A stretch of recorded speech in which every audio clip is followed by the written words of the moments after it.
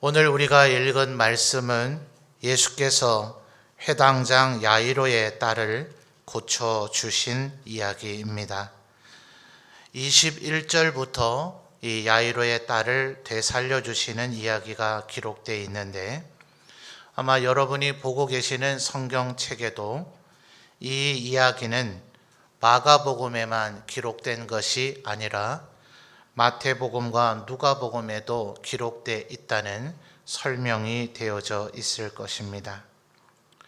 요한복음은 예수님의 행적에 대해서 나머지 3명의 저자하고는 조금 다른 관점의 이야기들을 채용해서 기록하고 있기 때문에 흔히 제4의 복음이라 이렇게 불려지지만, 마태, 마가, 누가 복음은 비슷하거나 혹은 같은 관점을 가지고 예수님에 대해 설명하고 기록했다. 그래서 일명 신학자들이 공관복음이다 이렇게 부릅니다.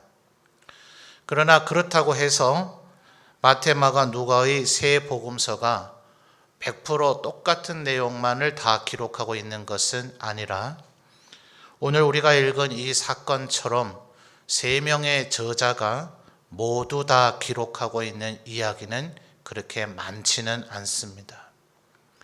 이것은 복음서의 기록의 목적이 후세대에게 예수님이 누구인지를 알려주고 설명하기 위한 목적에서 기록된 것임을 생각해 볼 때, 마태, 마가, 누가 3명의 저자가 이 야이로의 딸을 살려주시고 고쳐주시는 이 이야기는 후세대가 꼭 알아야 될 이야기라고 그들이 생각했다고 보여질 수가 있습니다.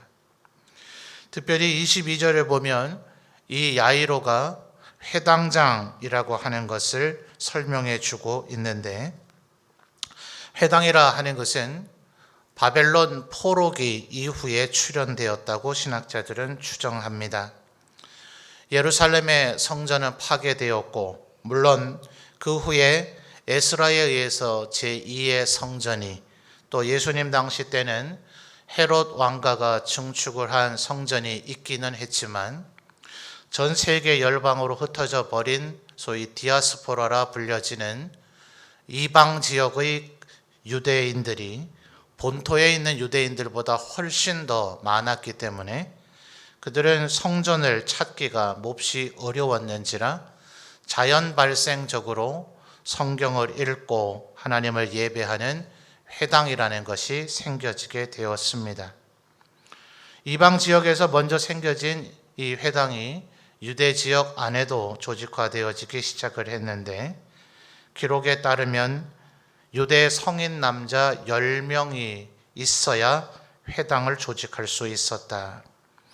그래서 사도행전의 사도들의 로마 제국의 전도 여행기들을 보면 어느 곳에는 회당이 있지만 어느 도시에는 유대인의 회당이 없다고 기록하고 있는 도시들을 살펴볼 수가 있습니다. 최소한 유대 성인 남자 10명이 있어야 그 중에 한 명이 회당장으로 선임되면서 회당이 조직이 되는데, 그렇다고 해서 모든 회당이 10명 단위로 잘게 쪼개진 것은 아니었습니다. 그러니 최소한은 유대 남자 10명으로 이루어져 있지만 제법 규모가 큰 회당 조직들도 있었던 것이죠. 그래서 22절을 잘 보시면 회당장 중에 하나인 야이로다 이렇게 표현을 하고 있는 이유가 바로 거기에 있습니다. 복음서나 서신서들을 보면 회당장에 대한 얘기가 가끔씩 언급이 되는데, 그때마다 회당장의 이름을 다 이야기해 주고 있지는 않습니다. 그래서 신학자들은 야이로라 하는 이 회당장은 당시의 유대인들이 이름만 대면 알 법한 유명한 회당장이었고, 또 이 일을 계기로 예수님을 믿는 자가 되어 후대는 그리스도인이 되어졌기 때문에 이 복음서를 읽는 사람들이 회당장 야이로라 하면 누군지 모두 다 아는 사람이라서 정확하게 이름을 기록해 주고 있다는 견해를 내놓고 있습니다. 말하자면 이 회당장 야이로는 당시에 수많은 회당장들보다는 그래도 꽤나 사람들 사이에 유명하고 존경을 받고 이름이 나 있는, 소위 지명도가 있는 사람이더라 하는 것입니다. 그런데 22절을 잘 보시면 22절 마지막 단어는 땅바닥에 이 회당장 야이로가 예수님 앞에 발 아래 엎드려 절을 했다는 것입니다. 고대에는 회당장이나 또 장로님들이나 어휘에서도 그런 의미가 나타나듯이 연장자, 연로하신 분들이 지혜와 경험과 경륜이 많은지라 자동적으로 연장자들이 회당장이나 장로님으로 선출되는 것이 관례이고 관습이었습니다.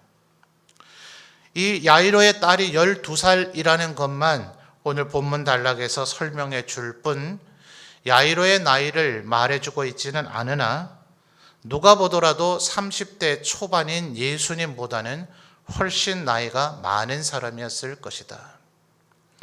더더군다나 예수님은 사역하는 내내 다윗의 자손이라고 믿음을 가진 자들에게는 불려졌지만 그렇지 않은 이들에게는 갈릴리 출신 나사렛 목수 요셉의 아들 30대 초반의 젊은이 예수라고 불려질 뿐이었습니다. 그러니 22절의 이 상황이 얼마나 지금 야이로가 간절한 소망을 가지고 있는가. 당대의 유명한 이름이 꽤나 나 있는 사람들에게 지명도와 인기가 있고 이름이 널리 알려져 있는 회당장 중의 회당장인 야이로가 갈릴리 출신의 목수의 아들인 30대 초반의 젊은 예수에게 그저 서서 정중히 허리를 숙여 부탁하는 정도가 아니라 땅바닥 발 아래 엎드려 절을 했다. 그래서 23절을 보면 마가는 이 야이로의 행동이 간곡함이라고 기록을 하고 있습니다. 왜 회당장 야이로는 이렇게 간절해야만 됐는가? 자, 여러분 23절을 여러분이 한번 읽어봐 주시기 바랍니다. 23절입니다. 시작.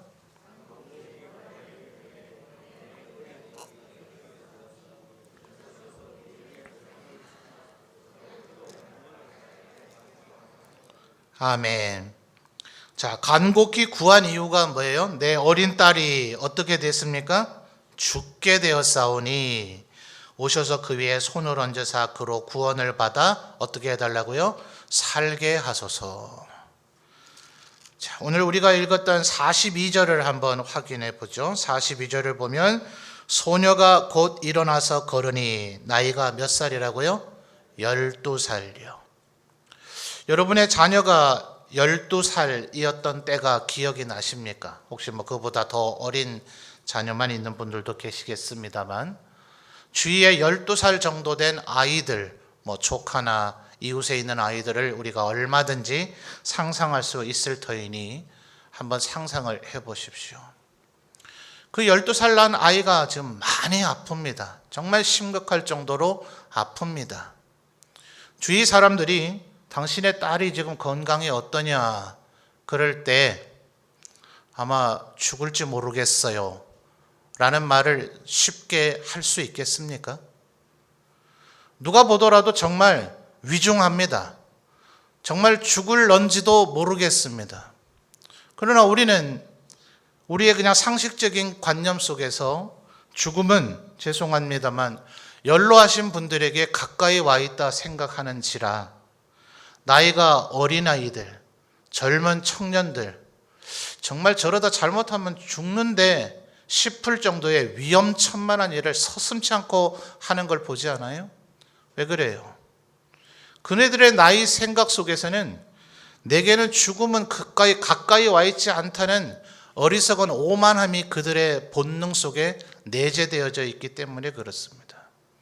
그들만 탓할 게 없는 것이 우리는 오는 건 순서가 있어도 가는 건 순서가 없다는 말을 되뇌이면서도 연로한 분들은 죽음의 그림자가 드리워져 있지만 우리는 안 그렇다는 헛된 생각 속에 너나 할 것 없이 그렇게 살아갑니다. 그러니 12살의 딸을 가지고서 아무리 그 아이가 심각하게 아프다 할지라도 내 딸이 죽을지 모른다는 생각조차를 머릿속에 떠오르지 않으려고 합니다. 입에 되뇌이는 건 더더욱 금기시하죠. 그런데 지금 23절에 야이로가 뭐라고 얘기했다고요? 내 어린 딸이 어떻게 되었어요? 죽게 되었사오니 오셔서 어떻게 해달라고요? 살게 하소서. 이것이 바로 야이로로 하여금 유명한 이름난 회당장이었는데도 불구하고 불과 30대 초반에 목수의 아들이라 불려졌던 나사렛 예수에게 땅바닥에 엎드려 절한 이유인 거죠. 결국 23절 첫 단어인 간곡함, 조금 다른 말로 하면 간절함. 분명히 권능의 은혜는 예수님을 통해서 나타난 것이지만 예수님께서 왜 야이로의 딸을 되살려 주셨는가? 복음서의 저자들은 도대체 수많은 예수님께서 고쳐주신 병자가 어디 한둘입니까? 죽음에서 살려낸 사람도 어디 한두 명이에요? 요한 사도가 얘기하는 것처럼 예수님께서 행하신 일과 예수께서 말씀하신 것을 다 적으려면 그 책은 분량이 너무 많아서 이 세상에 둘 수가 없다고 얘기할 정도였어요.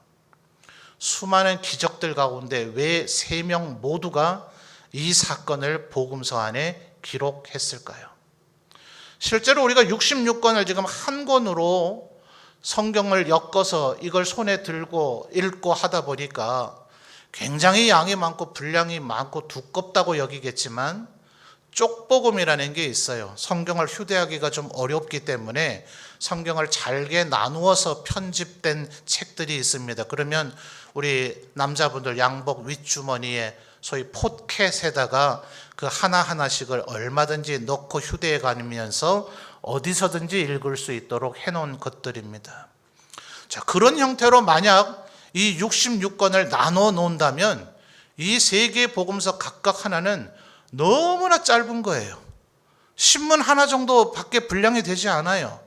그렇게 적은 분량 속에 예수님에 대한 소개 글을 적기 위해서 이 복음서의 저자들은 막 적은 게 아닙니다. 오랜 시간 기도하고 묵상하며 예수께서 행하시고 말씀하신 수많은 얘기들 가운데 무엇을 후세대에게 알려줘야 예수님이 어떤 분인가를 가장 효과적으로 전할 수 있을까? 그들이 고민하며 기도하며 적었던 내용들. 더더군다나 3명이 마주 앉아서 이거는 우리 꼭 적읍시다 의논한 것도 아니고 같은 날 동시대에 기록한 것이 아닌 약간의 시차를 갖고 있는 3권의 복음서인데도 그들 모두는 이 얘기는 꼭 적어야 되겠다고 하는 것은 바로 이 야이로의 간절함 때문입니다. 여러분, 이 정도 간절하니 주께서 어찌 은혜를 베풀어 주시지 않을 수가 있겠어요? 어쩌면 우리의 삶에는 때때로 육신의 질병의 문제나 우리 가족들의 죽음에 직면한 문제나 또 우리의 삶에 일일이 거론하기 어려운 수많은 우리로 하여금 좌절하고 절망 속에 빠지게 하고 정말 아무것도 내 뜻대로 할 수 없는 것 같고 숨쉬기조차 괴로울 정도의 일들이 너무나 자주 빈번하게 우리 앞에 찾아오기도 합니다. 그때 우리 문제 우리 힘으로 해결할 수 있습니까? 대통령한테 부탁하면 됩니까? 재벌한테 부탁하면 될까요? 우리나라의 저명한 유명한 학자에게 부탁하면 될까요? 오직 해결해 주실 수 있는 분은 예수님밖에 없으시다. 3명의 저자는 지금 그 얘기를 우리에게 해주고 싶은 것입니다. 내 모든 것 다 내려놓고 네가 아무리 잘나고 유명한 회당장일지라도 주님 앞에 모든 것 다 내려놓고 그 앞에 간절히 얼마나 이것이 지금 21절을 보면 야이로와 예수님만 있는 별도의 고립된 장소가 아닙니다. 수많은 사람들이 그 주위에 둘러싸여 있었어요. 이 정도 되면 소위 사회적 지위와 체면이라는 것이 있는데 젊디 젊은 목수의 아들 이사야 선지자는 53장에서 예수님을 그렇게 묘사했죠. 마른 땅에서 올라온 줄기처럼 볼품이 없었다. 아주 생생하게 표현하면 현대적으로 하면 노숙자나 거지 꼴이었다는 얘기예요. 얼마나 겉모습이 보면 초라하고 좀 지저분하고 남루한 듯한 느낌을 줬을까요? 해당장쯤 되면 삶의 여유도 있었을 터이니 그래도 깔끔하고 어떤 면에서는 조금 화려하고 세련된 옷을 입었지 않았겠어요? 아마 머리 헤어스타일에서부터 피부까지 나름 관리를 해서 아주 깔끔한 신사적인 모습이었을 겁니다. 뭐가 부족하다고요? 도대체 뭐가 부족하길래 이렇게 일개 30대 초반의 젊은 너무나 남루한 믿고 따르는 자들이야 다윗의 아들 자손이라 부르지만 그렇지 않은 이들에게는 갈릴리 깡촌, 유대 역사에는 한 번도 주도권을 잡았던 적이 없는 나다나엘조차도 갈릴리에서 선한 것이 난 적이 있더냐, 거기에서 이 민족을 위한 지도자가 나온 적이 있더냐라고 불려지던 그런 초라한 동네 출신의 그 누구도 알아주지 않을 젊디 젊은이에게 땅바닥에 엎드려 절하는 그것, 이것은 간절합니다. 주님께서는 이 야이로의 간절함 때문에 그에게 은혜를 베푸셨다라고 우리에게 웅변으로 얘기해주고 있는 것입니다. 야이로가 이토록 간절했는데 25절부터 34절까지는 뜬금없는 이야기가 개입이 되어지죠. 12년 동안 혈류병을 앓고 있는 여인이 이 예수님의 몸에 손을 대므로 이 여인은 이렇게 생각을 했습니다. 28절 볼까요? 이는 내가 그의 옷에만 손을 대어도 구원을 받으리라 생각함일러라. 팩트입니까? 요즘 하는 말로? 예수님 몸에만 손을 대면 되나요? 아니요, 이거는 이 여인의 생각이었어요. 보다 보편적이고 일반적인 형태는 어떻습니까? 누군가 예수님 앞에 나옵니다. 자기 발로 나오든 남이 도와서 나오든 혹은 예수님께서 역으로 그에게 접근하든 어쨌든 예수님과의 만남, 조우가 일어납니다. 그러면 그 당사자가 주님께 내가 어디가 아픕니다. 내 문제가 무엇입니다. 이거 해결되기를 바랍니다. 그런 말들을 통해서 예수님께서 그들의 마음의 믿음을 보시고 혹은 예수께서 역으로 그들에게 질문을 던져서 그들의 소원이 무엇인지를 입으로 표현하게 하시고 그들의 마음속에 믿음이 있음을 보시고 그들을 고쳐주는 것이 일반적인 시스템이에요. 복음서를 자세히 보시면 그런 패턴으로 예수님께서는 기적과 은혜를 베풀어 주셔요. 그런데 이 여인은 그 모든 절차를 깡그리 상실해버렸죠. 그냥 자기의 생각이에요. 원래는 이렇게 하면 안 되는 거죠. 예수님께 나와 예수님 25절과 26절에 자신의 얘기가 나중에 이 여인의 입을 통해서 설명이 되어진 것을 지금 마가도 기록하고 있는데 12해 동안 제가 혈류병을 앓고 있고요.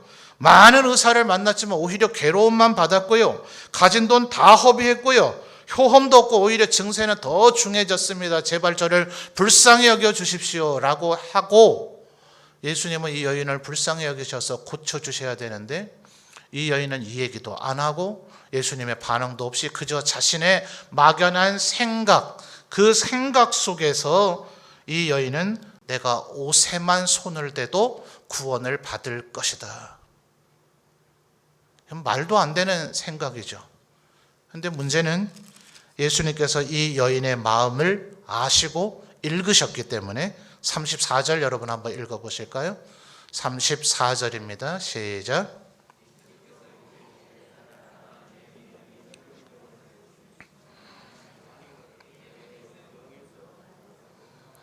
아멘. 자, 언제나 우리가 원하는 것은 병 나음을 원하는 것일 수 있는데 예수님의 관심은 병보다는 믿음이죠. 그래서 34절에 예수님의 말씀의 순서를 보십시오. 딸아, 네 믿음이 너를 구원하였다. 그리고 나서 네 병에서 놓여 건강할지어다 라고 얘기하고 계시죠. 아까 우리는 28절에 이 여인의 생각, 다소 생뚱맞고 자기 멋대로인 이 생각이 과연 타당하냐? 주님께 이렇게 해도 되는 것이냐? 이것이 하나님의 은혜를 입을 수 있는 길이 되는가? 내가 예수님의 옷에만 손을 대도 내가 나을 것이다 라는 것은 다분히 비신앙적이고 미신적 생각이 아닌가, 온갖 생각이 들 수도 있겠지만 주님은 지금 뭐라 하셨다고요?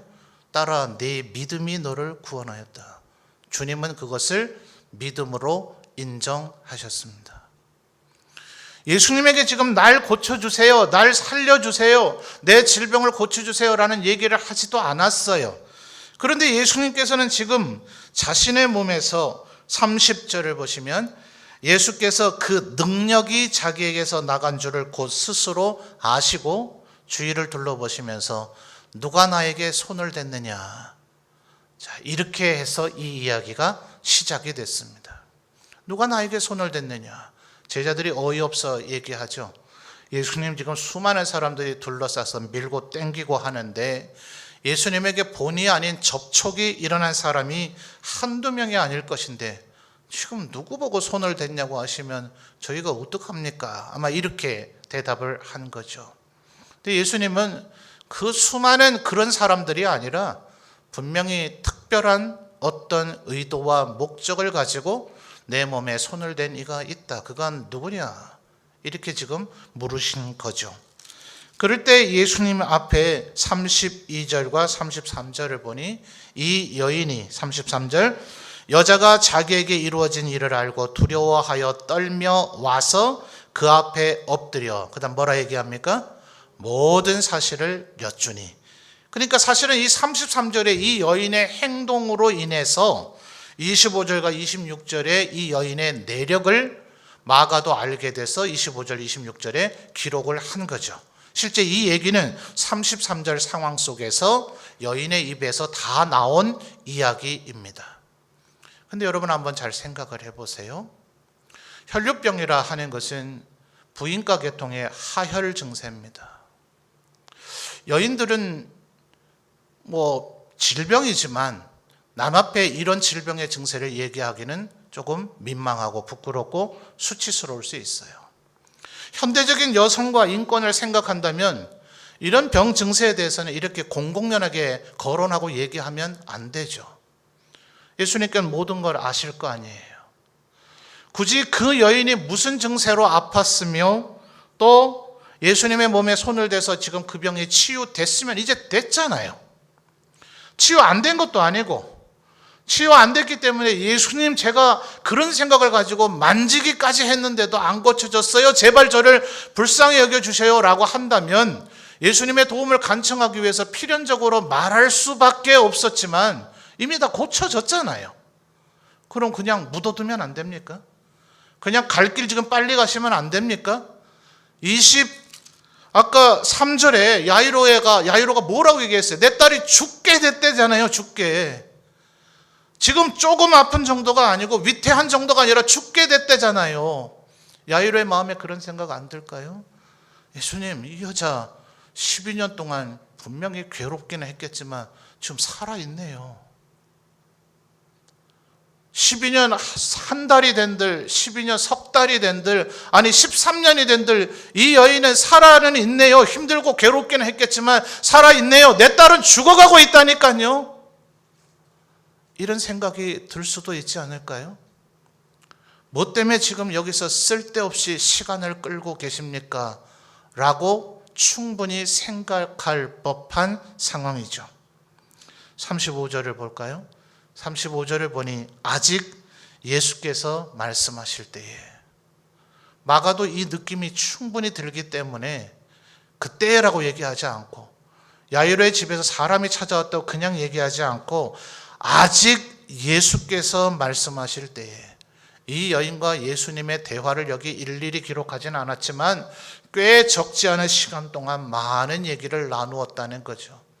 그 주위 사람들이 다 듣는 가운데 이 여인에게는 이제는 과거의 일이 되었을지는 모르지만 조금 민망하고 부끄럽고 수치스러울 수 있는 얘기를 이렇게 낱낱이 상세히 굳이 이렇게 수많은 사람들에게 둘러싸여서 한 아이는 지금 죽어가고 있다고 하는데 이렇게 길게 시간을 끌며 얘기할 만한 일인가? 아직 예수께서 말씀하실 때에 35절 보십시오. 회당장의 집에서 사람들이 와서 회당장에게 이르되 어떻게 됐다고요? 당신의 딸이 죽었나이다. 이제 끝났다는 거죠. 소망도 끝났고 상황도 끝났고 어찌하여 선생을 더 괴롭게 합니까? 이제는 저분 모시고 간들 뭔 일을 할 수 있겠습니까? 예수님 모르셨을까요? 예수님 이렇게 하면, 이렇게 여기서 시간을 지체하시면 야이로의 딸이 죽어버릴 거라는 걸 모르셨을까요? 그 집에서 사람들이 와서 이제는 선생님 괴롭게 하지 마시죠. 상황 끝났습니다. 할 수 있는 게 없습니다. 이렇게 얘기할 거라는 걸 과연 몰랐을까요? 이 여인의 얘기를 굳이 지금 이 자리에서 해야만 했을까요? 여러분, 지금 예수님은 어떤 면에서 야이로를 달아보고 계시는지도 모릅니다. 야이로의 마음에서는 두 가지 생각이 들 수도 있겠죠. 지금 이게 뭐 하는 짓인가? 저 여인이 어차피 나았다 하지 않았던가? 안 나았다 한들 이 여인은 죽을 병은 아니지 않는가? 괴롭긴 하겠지만 안 죽고 살아는 있을 것 아닌가? 내 딸을 먼저 고쳐주고 되돌아와서 이 여인을 고쳐줘도 될 일이 아닌가? 왜 이렇게 시간을 낭비하고 허비하여서 쓰잘데기 없는 얘기를 하느라 내 딸을 죽음에 이르게 하는가라고 생각할 수도 있겠죠. 36절을 여러분 한번 읽어보시겠습니까? 36절입니다. 시작.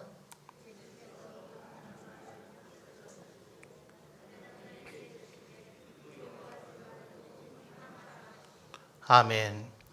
요한 사도는 기록하기를 예수님께서는 하나님이시기 때문에 다른 사람들을 누가 소개해 줄 필요도 없고 그들의 마음을 주님은 다 아셨다라고 요한은 기록하고 있습니다. 자, 36절 하반절을 보니 예수님께서 야이로에게 뭐라고 얘기하십니까? 두려워하지 말고, 그 다음에요, 믿기만 하라. 이렇게 말씀하시는 이유가 뭡니까? 야이로의 마음에 두려움이 생겼어요, 안 생겼어요? 생겼어요. 분명히 믿음이 있기 때문에 주님을 찾아와 엎드려 절하기까지도 했을 것인데 믿음이 지금 흔들리고 있어요, 안 흔들리고 있어요? 흔들리고 있어요. 근데 야이로는 결국 아무런 불평과 원망의 말을 내뱉지 않았습니다. 여러분, 다시 한번 여쭤보겠습니다. 우리의 삶에도 때로 기가 막히는 일들이 벌어집니다. 살 소망까지 끊어지는 일들이 벌어집니다. 정말 죽을 것 같은 고통이 벌어지기도 합니다. 왜 주님은 이 일이 나에게 일어나지 않도록 막아주지 않으셨을까?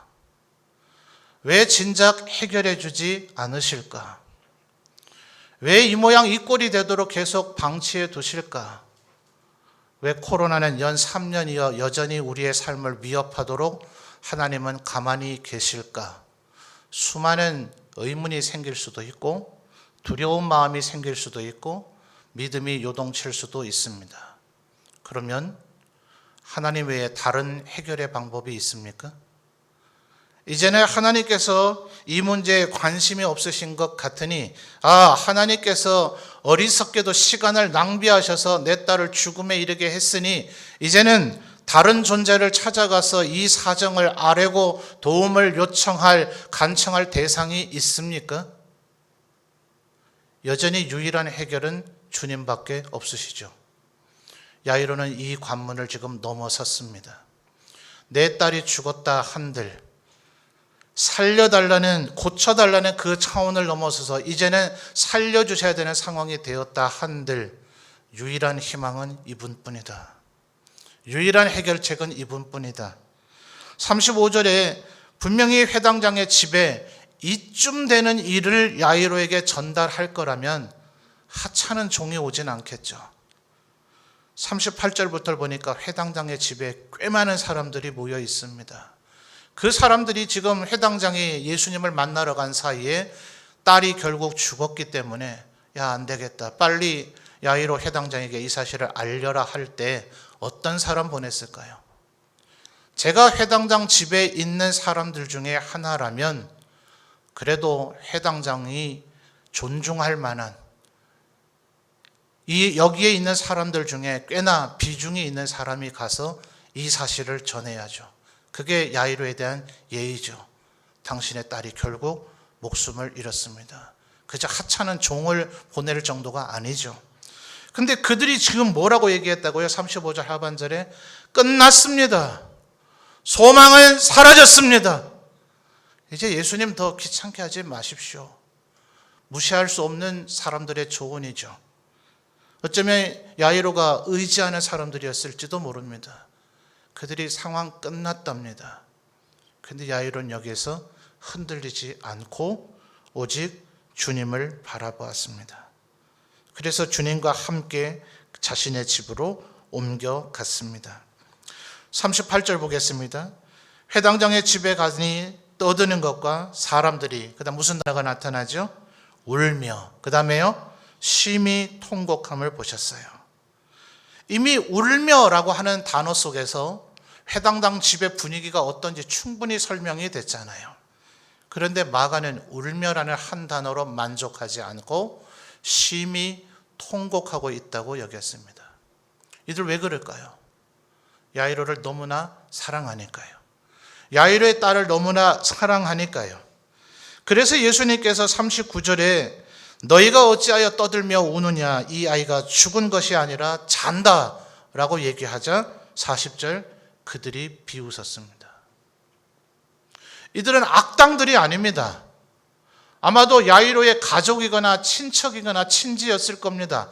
지금 악어의 눈물로 아무런 슬픔의 감정이 없는데 그저 돈 받고 우는 것도 아니고 예의 때문에 우는 것도 아니고 진실로 이들은 울며 심히 통곡한 것은 야이로와 야이로의 딸을 너무나 사랑했기 때문입니다. 어쩌면 이들이 꼭 있어야 이제 꼼짝없이 장례를 치르게 된 야이로에게는 위로가 될 것입니다.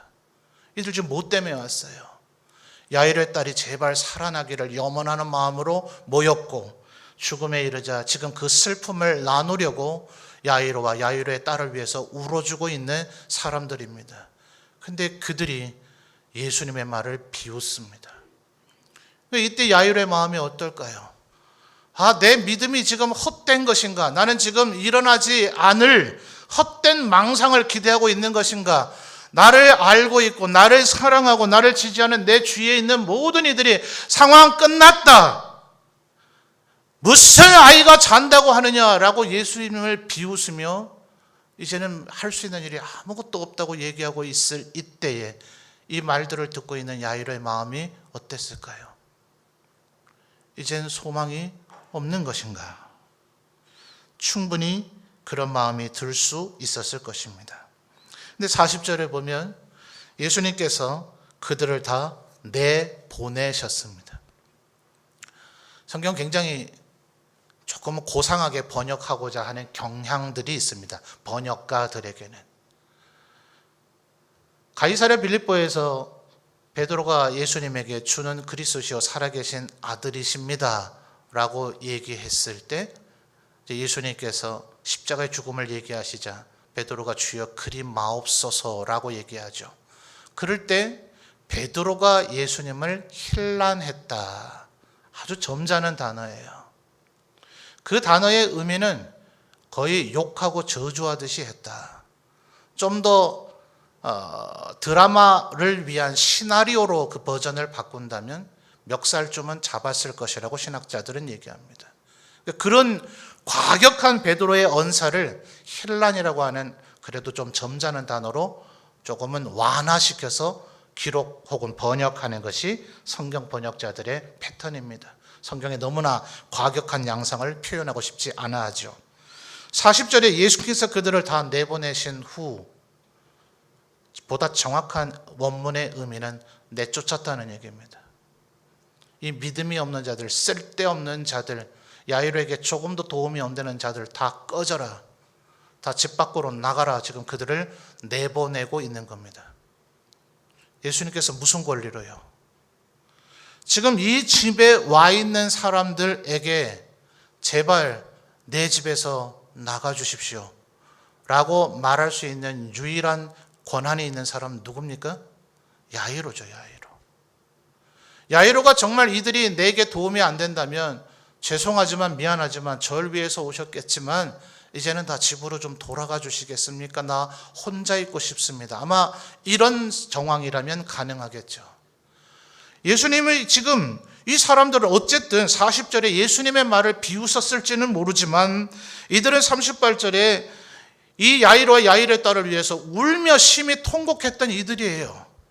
돈 받고 돈의 대가로 이러는 게 아닙니다. 체면 때문에 그냥 우는 신용하고 있는 게 아닙니다. 울며 심히 통곡했다고 지금 마가는 기록하고 있잖아요.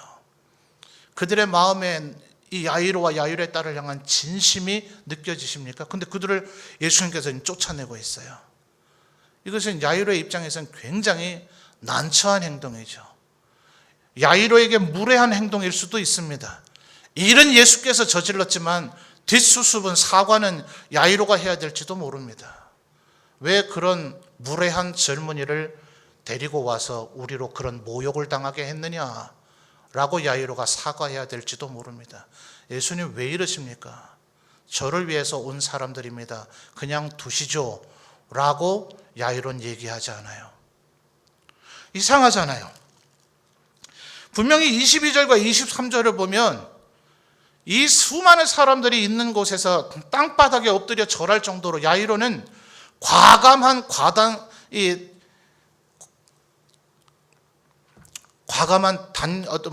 단언할 수 있는 그런 성향이 있어요. 그리고 23절에서 내 딸이 죽게 됐으니 살게 하소서라고 구체적으로 말할 줄 아는 사람이에요. 그런데 갑자기 35절 상황부터는 야이로는 꿀먹은 벙어리가 됐죠. 이 사람 왜 이렇게 우유부단한가? 지금 자기 일인데, 자기 딸이 죽었고 자기의 일이죠. 예수께서 도움을 주실지는 모르지만 자기의 일인데 마치 남의 일을 구경하듯이 야이로는 마치 옆에 서서 구경하는 사람 같지 않습니까?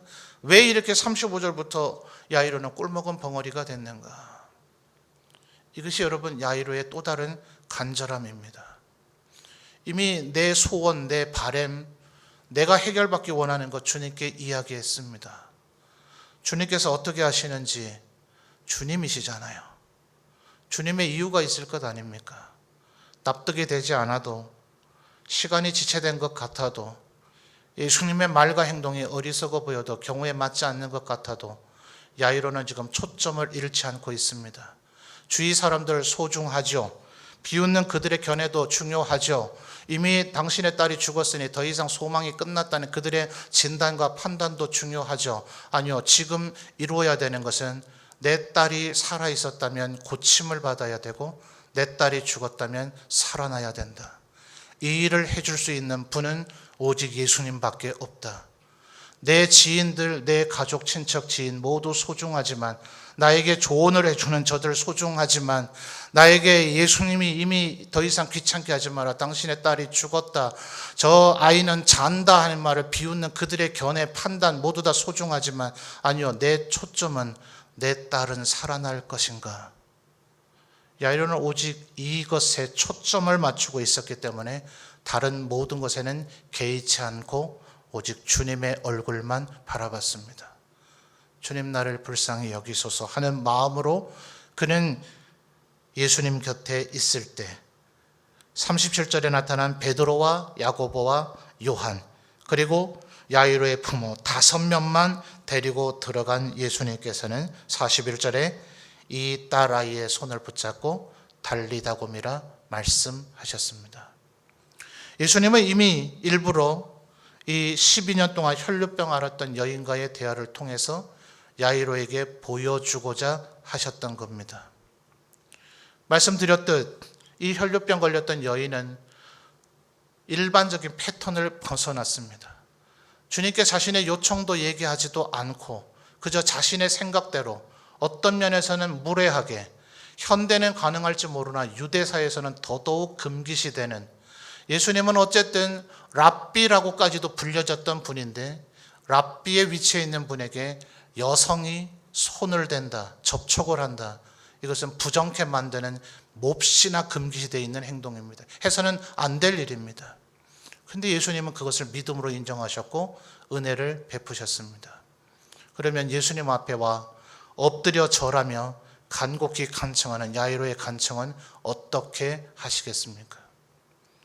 예수님은 이미 혈루병 걸린 이 여인을 통해서 야이로에게 2가지의 선택의 기로, 나는 예수님이 어리석다, 시간을 끄셨다, 지혜롭지 못하셨다고 그를 원망할 것인가, 예수님을 철저히 신뢰하고 그를 믿고 의지하며 따를 것인가.